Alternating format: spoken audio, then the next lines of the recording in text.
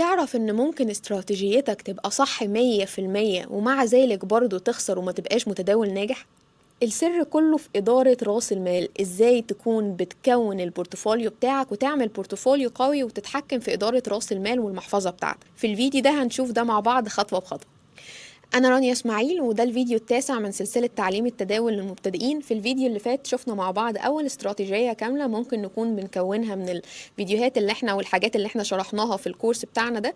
وفي الفيديو ده هقولك على اللي بيفرق ما بين متداول بيكسب مرة واحدة ويخسر ومتداول تاني مستمر. متداول ممكن يكون بيحرق حسابه من أول يوم، ومتداول تاني ممكن يكون مستمر لسنين.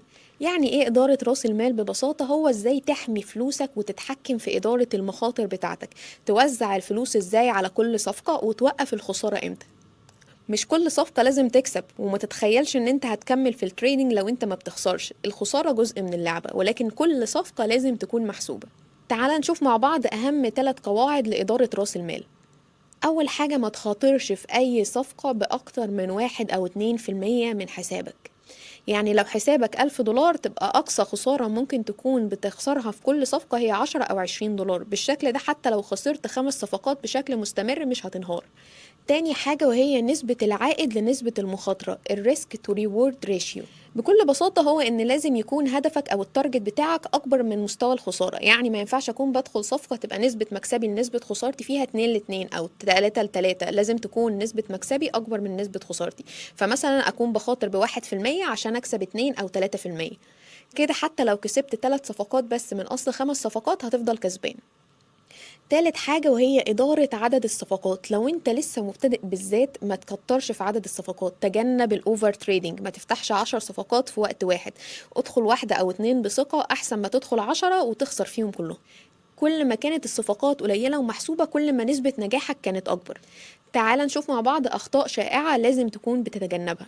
أول حاجة إنك تخاطر برأس المال كله في صفقة واحدة، أو تدخل برأس المال بتاعك كله في صفقة واحدة. تاني حاجة إنك تتشيس اللوسز أو تطارد الخسائر وتحاول تكون بتعوض الخسارة كلها في صفقة واحدة. تالت وأهم حاجة إنك تشتغل من غير وقف خسارة أو من غير نقطة ستوب لوس. رابع حاجة إنك تكون بتسمح لعواطفك إن هي تكون بتتحكم فيك وتكون بتدخل صفقات بالعاطفة مش بالاستراتيجي بتاعتك. يبقى التداول هو عبارة عن إدارة مش بس تحليل. لازم تكون بتعرف تدير رأس مالك بشكل مظبوط، ما تخاطرش بأكتر من 1 أو 2% في الصفقة، ولازم تكون نسبة مكسبك أكبر من نسبة خسارتك. يعني عشان تكسب مثلا 2% أو 3% ما تخاطرش ب2 أو 3%، لا بنخاطر ب1% بس. جرب الاستراتيجي دي كجزء من الاستراتيجية بتاعتك الفترة الجاية وقولي نتائجها عاملة ازاي. وكمان لو انترستد ان انا ابعتلك تريدنج جورنال يساعدك ان انت تكون بتتابع الصفقات بتاعتك والمكسب والخسارة، اكتب لي مهتم في الكومنتات.